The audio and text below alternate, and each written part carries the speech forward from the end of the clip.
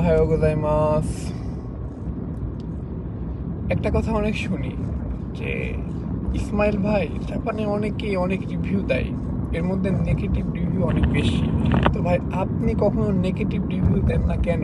আপনি কি Japan government থেকে টাকা পয়সা পান না কোনো এজেন্সি দিয়ে রাখছেন, এই জন্য আপনি কখনো নেগেটিভ রিভিউ দেন না? তো আসলে ভাই আমি তাদেরকে বলি যারা জাপানে থেকে জাপানের একটা নেগেটিভ রিভিউ দেয়, আসলে তারা কারা? আসলে এই লোকগুলা কি যে জাপানেই থাকে আবার জাপানকে নিয়ে আসলে আজে বাজে কথাবার্তা বলে? কিছু শ্রেণী পেশার লোক আছে এই সেক্টরে যারা এই কাজটা নিয়ে খুব ব্যস্ত। এর মধ্যে এক কোয়ালিটি আছে খুবই হিংসাত্মক মনোভাব, যে যেমনটা যদি আমি বলি যে আমার এলাকাতে থেকে আমি একা জাপানে থাকি, হ্যাঁ আমার থানা নিয়ে আমি প্রায় বলা যায় একাই জাপানে থাকি স্টুডেন্ট ভিসায়। তো সেক্ষেত্রে যদি অন্য আরেকজন কেউ আসে জাপানে আমার এলাকা থেকে, তাহলে মান আমার একটু হলেও কমে যাবে না? স্বাভাবিক। আর যে এখন মনে করতেছে যে ইসলাম অনেক বিলিয়ন স্টুডেন্ট বা কিছু না কিছু আছে তার মধ্যে, এই জন্য সে জাপানে পড়াশোনা করতে পারতেছে, বাট আমার কিছুই না সিরিয়াসলি যদি বলি আমি। সো এদিকে একটা মানের একটা বিষয় আছে যে আমি কেন হচ্ছে আমার একটা প্রতিদ্বন্দ্বী তৈরি করব, এই একটা বিষয়। সেকেন্ড বিষয় হচ্ছে জাপানে এসেও আহামরি কিছু করতে পারেনি, যদিও আহামরি করা খুবই কঠিন, বাট একটা মানসম্মত জীবন জাপানে এসে আমি আমার জানা মতে ইউনিভার্সিটিতে পড়া স্টুডেন্ট বাঙালি হলে সেটা পার্সেন্টেজ হচ্ছে 5%-এর মতো। মানে বাঙালি যদি হয় এবং জাপানে যদি সে ল্যাঙ্গুয়েজ ভিসা আসে, সে ইউনিভার্সিটিতে পড়ার সম্ভাবনা অনলি 5%। কারণ বাঙালিদের একটা সমস্যা কি, মানে নিজের আত্মসম্মানের চেয়েও টাকার মানটা বেশি তাদের কাছে বা আমাদের কাছে। হ্যাঁ, যে ইউনিভার্সিটিতে পড়বো, পড়ে 4 বছর আমার সময় লাগবে, অথচ আমি যদি ডিপ্লোমা করি তাহলে সেক্ষেত্রে আমি 2 বছরে কমপ্লিট করে জবে যেতে পারবো। সেক্ষেত্রে ইউনিভার্সিটিতে পড়ে হয়তো বা মান পাওয়া যাবে, বাট স্যালারি কিন্তু মোটামুটি সেম, হয়তো বা 20,000 টাকা বা 30,000 টাকা বেশি হতে পারে, এরকম একটা বিষয়।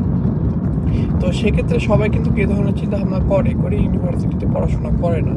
ইউনিভার্সিটিতে পড়াশোনা না করলে বা আপনার যদি সার্টিফিকেট না থাকে ভালো মানের, তাহলে জাপানে আপনার যে লেভেলটা ইনক্রিজ করা এটা খুবই কঠিন, এটা একদমই অসম্ভব।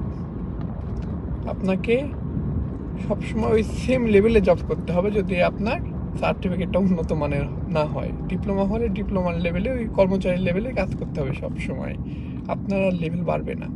এ ধরনের একটা সমস্যা। এর পরবর্তীতে কিছু সমস্যা আছে, স্টুডেন্ট অবস্থায় থেকে অনেকে কোটিপতি হতে চায়। যেমন জাপানে যদি আপনি থাকেন তাহলে দেখবেন আশেপাশে যেসব লোকজন আছে জাপানিজদের কথা বললে ওদের কাছে কোটি কোটি টাকা। তো জাপানে এসে প্রথমেই এদের কোটি কোটি টাকা লোভ জাগে, বাট আসলে তো সব কিছু এত সোজা না যে হুট করে হয়ে যাবে, এই একটা প্রবলেম। আর সবচেয়ে বড় যে সমস্যা, আমরা নিজের অবস্থানকে ভুলে যাই। জাপানে আসলে একদম নিজের অবস্থানকে ভুলে যাই। আমাদের ব্যাকগ্রাউন্ড চেঞ্জ হইলেও ভিতরে যে মনুষ্যত্ব বোধ এটা চেঞ্জ হয় না, এটা একটা সমস্যা। আপনি যদি বাংলাদেশের কথা একবারও চিন্তা করেন যে বাংলাদেশে আপনি কি ছিলেন, যেসব লোক আসলে খারাপ রিভিউ দিচ্ছেন, আমার মতে বাংলাদেশে বস্তিতে থেকে রিক্সা চালান স্যার, আপনি আর কিছু করেননি। জাপানে আপনার লাখ টাকা মিনিমাম স্যালারি, স্টুডেন্ট অবস্থা থেকে এটাই অনেক। আপনি নিজের টাকাতে চলতে পারবেন, তারপরে ফ্যামিলিকেও মোটামুটি হেল্প করতে পারবেন, এর চেয়ে আর কী লাগবে?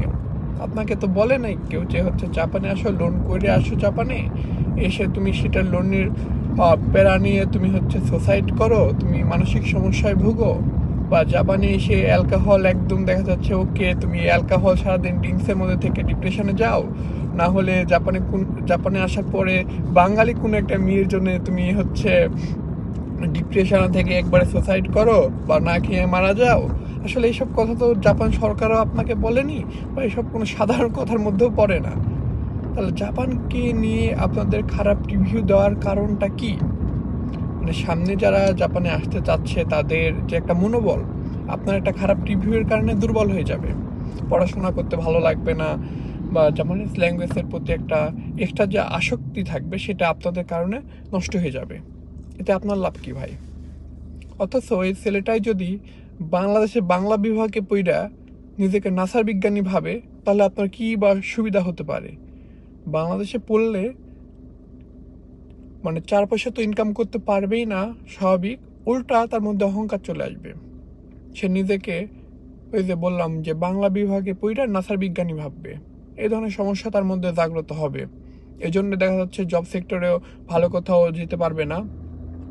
তারপরেও মানে ফিউচার একদম নাই বললেই চলে। মানে সে তো অবশ্যই আপনাকে 4 বছর বলেন অনার্স করেন বা বিএসসি করেন বা যেটাই করেন, অবশ্যই ফ্যামিলির কাছ থেকে টাকা নিয়ে আপনাকে চলতে হবে, প্রথম যে বিষয়টা।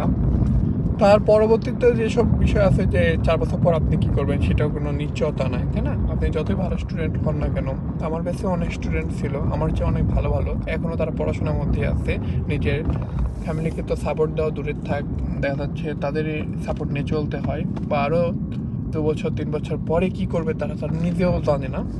তো এটাই স্বাভাবিক, কারণ বাংলাদেশের প্রেক্ষাপটে যদি আপনি তুলনা করেন জাপানকে নিয়ে, তাহলে বাংলাদেশ হচ্ছে যদি বস্তি হয়, জাপান হচ্ছে সেখানে বসুন্ধরা সিটি। এটাই স্বাভাবিক। জাপানের মতো অবস্থা বাংলাদেশ করতে চাইলে আরো 500 বছরের সম্ভব না। বাংলাদেশের পলিটিক্স এতটাই নোংরা যে আরো 500 বছরেও জাপানের মতো দেশ করতে পারবে না বাংলাদেশ।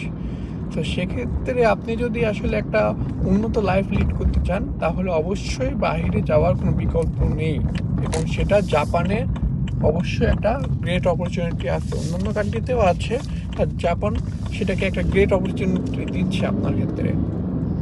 সো আমার রিকোয়েস্ট এটাই থাকবে, যারা বাইরে পড়াশোনার চিন্তা ভাবনা করতেছে না এখনো, তারা জাপানকে নিয়ে প্রথমে স্টাডি করে দেখবেন যে জাপানটা কেমন। অবশ্যই জাপানে আসলে খারাপ হবে না, এটুকু আমি নিশ্চয়তা দিতে পারি আপনাদেরকে। একদম যে আহামরি ভালো হবে তাও না, তবে বাংলাদেশের তুলনায় আপনি 500 গুণ ভালো থাকবেন, এইটুকু নিশ্চয়তা আমি আপনাকে দিতে পারি। সো যারা জাপানে আসতে চাচ্ছেন এখনই সময় দেরি না করে ল্যাঙ্গুয়েজ শুরু করে দেন, কারণ জাপানে আসলে জাপানিজ ল্যাঙ্গুয়েজের কোনো বিকল্প নেই। আশা করি সবাই বুঝতে পেরেছেন। ধন্যবাদ। আসসালামু আলাইকুম।